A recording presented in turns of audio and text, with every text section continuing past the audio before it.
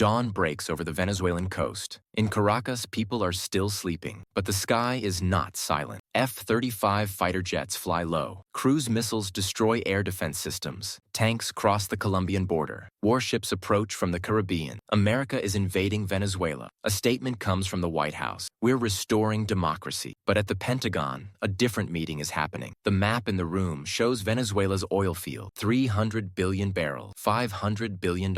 And the men in the room keep repeating one word: China. Today, we tell the real story of the last oil war. 3 reasons. 1 invasion, countless lives. And we'll ask, was it worth it? This is episode 9 of US versus China, the New World Order. Welcome. Hour 0000. Before dawn in Caracas, people are still sleeping. Maduro is in Miraflores Palace. Generals are in their barracks. Air defense systems are active. Radars are scanning. But they can't see anything because America's stealth aircraft are already in the sky. Hour 5 o'clock. First wave cruise missiles begin. Target: air defense radars, military airports, command center. Within 30 minutes, Venezuela's air defenses are destroyed. Maduro wakes up. Phone rings. Commanders panic. We're under attack, but it's too late. The sky now belongs to America. Hour 0800. Ground invasion begins. The 1st Armored Division enters from the Colombian border. Target: Caracas, 200 kilometers away. Resistance: minimal. The Venezuelan army hasn't seen investment in 20 years. Equipment old. Morale low. Salaries unpaid. Some units resist. Most surrender. Hour 12 o'clock. The world reacts. China's foreign ministry issues an emergency statement. Grave violation of sovereignty. Russia: illegal aggression. The UN Security Council convenes urgently. But everyone knows, America will veto. Nothing will happen. Hour 24. Maduro missing Miraflores Palace is empty. Where's Maduro? Nobody knows. Did he flee to Cuba? Russia? Or is he organizing resistance in the mountains? American commanders declare victory. Mission accomplished. But really? Hour 72:00. First doubt. Caracas has fallen, but 70% of the country is still out of control. Guerrilla groups are organizing in the mountain. Protests begin in cities. Some support America. Maduro must go. But most ask, what about the oil? And the world asks the same question. Is this really about democracy or something else? To find the answer, we must go back, 20 years back, to the years Venezuela got rich and then collapsed, and to the $100 billion America lost. The 1990s, golden years. Once upon a time, Venezuela was a rich country, among the richest in Latin America. The reason? Oil. The world's largest reserves, 300 billion barrels. And who was extracting this oil? American companies, ExxonMobil, ConocoPhillips, Chevron, all were in Venezuela. They made profit. Venezuela made profit. America made profit. Everyone was happy until 1999. 1999. Chavez arrived. Hugo Chavez gets elected. A former paratrooper. Socialist. America's enemy. His first speech. Venezuela's oil belongs to Venezuela. The crowd goes wild. American corporate executives worry, but they don't act yet. Maybe it's just rhetoric, they think. They're wrong. 2007. Nationalization. Chavez nationalizes the oil industry with a stroke of the pen. Message to American companies: accept the deal or leave. What's the deal? The Venezuelan state takes control. Companies become junior partners. Some accept, some refuse. ExxonMobil and ConocoPhillips refuse and get expelled. What did they lose? ExxonMobil, $10 billion in assets. ConocoPhillips, $8 billion in assets. Future profit potential? $100+ billion. Gone. 2013 to 2025. Maduro and collapse. Chavez dies. 2013. Maduro takes over. But he's not charismatic like Chavez. The economy collapses. Oil production falls. Inflation reaches 1,000,000%. Millions flee. But Maduro finds a solution. China. China gives money, builds infrastructure, buys oil, $60 billion in investment. And America is left out, just watching and planning. America's energy problem. Meanwhile, America has its own oil problem. The shale revolution is over. Production is declining. They want to pivot away from the Middle East. But how? Green energy isn't ready yet. EVs aren't everywhere yet. Oil is still needed for at least 20 more years. And now look, Venezuela, the world's largest reserves, on their doorstep. In the Western Hemisphere, just one problem: Maduro, and behind him, China. The cost-benefit calculation. A meeting happens at the Pentagon. Generals look at the map. One asks, what's the cost? Military operation? $50 to $100 billion. Reconstruction, $100 billion. Total, $150 to $200 billion. Another asks, what's the benefit? Venezuela's oil, worth $500 billion, 3 million barrels per day production potential, $87 billion per year revenue. In 10 years, $870 billion. The math is simple. Profit, $670 billion. Decision made. Let's do it. But this isn't just about oil. There's a bigger game. And the game's name? Stop China. 2007. China arrived. Chavez is in Beijing, signing a deal. Oil for money. China lends Venezuela billions of dollars. Venezuela sends oil to China. At first, small. But it grows. 2010, $10 billion. 2015, $30 billion. 2020, $50 billion. 2025, $60+ billion.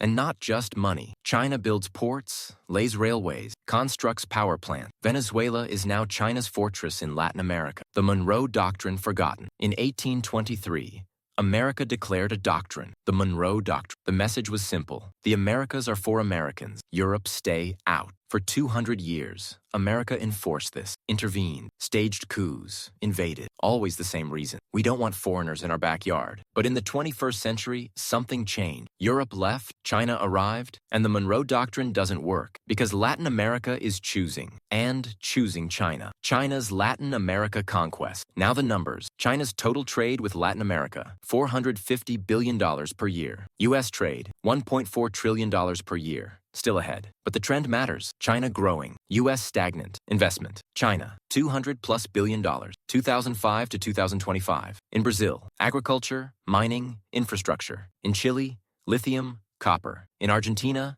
agriculture, energy. In Venezuela, oil, infrastructure. Panic in Washington. Another meeting at the Pentagon. This time, intelligence chiefs are talking. What happens if we lose Latin America to China? The list is long. 1. Supply chains cut. Copper, Chile, lithium, Bolivia, agriculture, Brazil. All going to China, not America too. Strategic depth lost. Enemy military bases on our doorstep. Panama Canal threatened. 3. Isolation. Enemies to the west and east. China to the south, only Canada to the north. 4. Loss of prestige. America is finished. Perception. Nobody trusts the U.S. anymore. Decision. We must stop China. But how? Trade war? Tried? Didn't work? Diplomacy? China offers more money. One option remains, force. Venezuela as test case. China's biggest investment in Latin America. Venezuela, $60 billion. If America takes back Venezuela, message to China. Your investments aren't safe. We can take them back. Message to Latin America. Choosing China has consequences. Message to the world. The Monroe Doctrine still applies. Stay out of our backyard. And so the decision is made. Venezuela is the target. Maduro will fall. China will be expelled. But there's a problem. When Venezuela falls, dominoes will start falling. And everyone knows. Who's next? Cuba, the enemy 90 miles away. Fighting continues in Caracas. But in Havana, there's silence. Cuban leaders have gathered. Looking at the map, Venezuela has fallen. Who's next? They know it's them. 65 years of communist rule. 65 years of hostility with America. 90 miles from Florida. If America invaded Venezuela, why not Cuba? Military reinforcements are seen in Havana's streets. The people are worried. Is invasion coming? Nobody knows, but everyone's afraid. Nicaragua. Canal fear in Managua. Daniel Ortega calls an emergency meeting. Venezuela fell. Cuba is next. Then what? Nicaragua. Ortega knows. America hates him. Leftist. Authoritarian. Close to Russia and China. But his biggest crime is different. The canal project with China. Rival to the Panama Canal. China finances it. Nicaragua builds it. America's nightmare. If completed, Panama's strategic importance ends. China becomes permanent in Central America. America can't accept this. Ortega knows, and he's preparing. But what can you prepare against America? Bolivia. White gold. In La Paz, another meeting. Topic: lithium. Bolivia has the world's largest lithium reserves, 21 million tons. Essential for EV battery. The future is in lithium, and Bolivia's lithium is under contract with China. China invests. China brings technology. China takes lithium. America is out. But after Venezuela falls, Bolivia's leadership asks, are we next? If they invaded Venezuela for oil, won't they invade us for lithium? Answer, probably yes. Brazil, giant in dilemma. In Brasilia, the situation is complex. Brazil is too big, can resist the U.S., but its economy depends on China. Trade. $150+ billion per year, biggest partner, but also South America's leader. Venezuela invaded. Their neighbor. What to do? Condemn? Makes China happy, but angers America. Stay silent? Makes America happy, but reputation loss. Brazil is trapped in the middle. Like in episode 8, a country between two superpowers must choose. But which choice? The region divides now. Latin America splits in two. U.S. camp, Colombia, already Maduro's enemy Ecuador, joins under pressure. Peru reluctantly accepts Chile, historical U.S. ally. China camp, Cuba, openly resisting Nicaragua. Ortega ready for war. Bolivia, trying to protect its lithium Venezuelan resistance groups, fighting in the mountains, caught in the middle. Brazil, biggest, most indecisive Argentina. In economic crisis, can't anger anyone. Mexico, AMLO against intervention, but powerless. And everyone asks the same question. Will the dominoes keep falling? The answer largely depends on one thing: cost. What did the Venezuela invasion cost? And was it worth it? First months, victory celebrations 3 months after the invasion. A new government has been established in Caracas. U.S.-friendly, democratic, in theory. Elections promise. The White House holds a victory ceremony. Democracy has returned to Venezuela. American companies line up. We want oil contracts. Stock market rising. Everything going according to plan, right? Reality hits. But 200 kilometers from Caracas, in the mountains, there's a different story. Former Venezuelan soldiers have formed guerrilla groups. Weapons coming from China, covertly. Wagner advisors from Russia, unofficial. Intelligence support from Cuba, and attacks begin. Ambushes on American convoys. Sabotage on oil pipelines. Assassination attempts on the new government. American commanders shocked. This was supposed to be over, but it's not over. On the contrary, it's just beginning. Human cost. Numbers rising. First month, 200 American soldiers killed. Second month, 500. Third month, 800. Sixth month, 2,000 plus. Venezuelan side, nobody's counting. Soldiers, civilians, children, tens of thousands, hundreds of thousands. Refugees, 5 million plus, crossing the Colombian border, fleeing to Brazil, going to Caribbean islands, some reaching America. Ironic, isn't it? America invaded to save them. Result?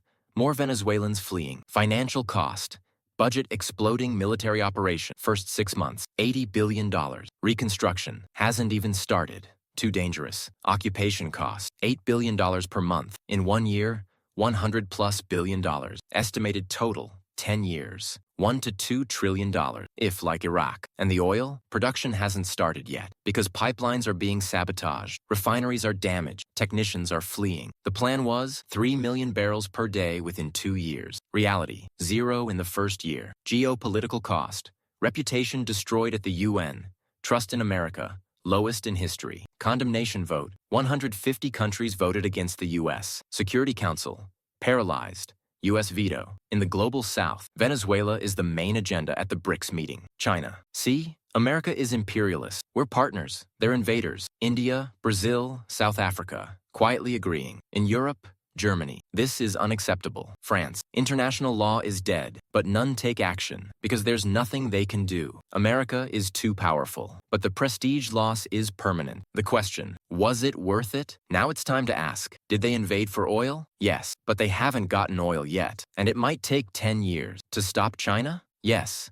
But China hasn't retreated, covertly supporting resistance groups, and more aggressive in the rest of Latin America. To stop the dominoes? No. On the contrary, it accelerated. Cuba, Nicaragua, Bolivia, now more defensive, closer to China. So what did America gain? So far, very little. Lost? Too much. Long term? What will happen? Looking from 2025. In 10 years, in 2035, what will we see? 2 scenarios. Scenario 1, success. Probability, 30%. Resistance crushed oil flowing, 3 million barrels per day. China withdrawn Latin America back under U.S. influence cost, $500 billion. Gain, $1+ trillion. Oil. Verdict, worth it. Scenario 2, failure. Probability, 70%. 10 years of war, like Iraq. Minimal oil flow. China still in the region. Latin America hates the U.S. cost, $2+ trillion. Gain, minimal verdict. Disaster. Which scenario will happen? We'll find out in 2035. But history teaches one thing. Oil wars never end easily. The title of this episode, The Last Oil War. But is it really the last? Maybe. But not for the reason you think. Not because oil is finished. Oil still matters. Will for 20+ years. So why last? Because the world has changed. When they invaded Iraq in 2003, Nobody could resist. China was too weak. Russia was bankrupt. Europe depended on the US. In 2025, China is a superpower. Russia is back. The global south is united. In Venezuela, China is covertly supporting the resistance. But next time, maybe not covertly, maybe openly. And then it's not an oil war. It's world war. And nobody wants that. That's why maybe Venezuela is the last oil war. Because the next war won't be for oil. It'll be for survival. This is episode 9 of US versus China, the New World Order. We told the story of the last oil war. Blood, treasure, geopolitics. But this is just one episode, because the war between America and China continues. In technology, in economics, militarily. And in the next episode, we'll see another battlefield. If you want to learn the real stories, what's behind the propaganda, subscribe now, because the world is changing, and you need to know what's happening. See you soon.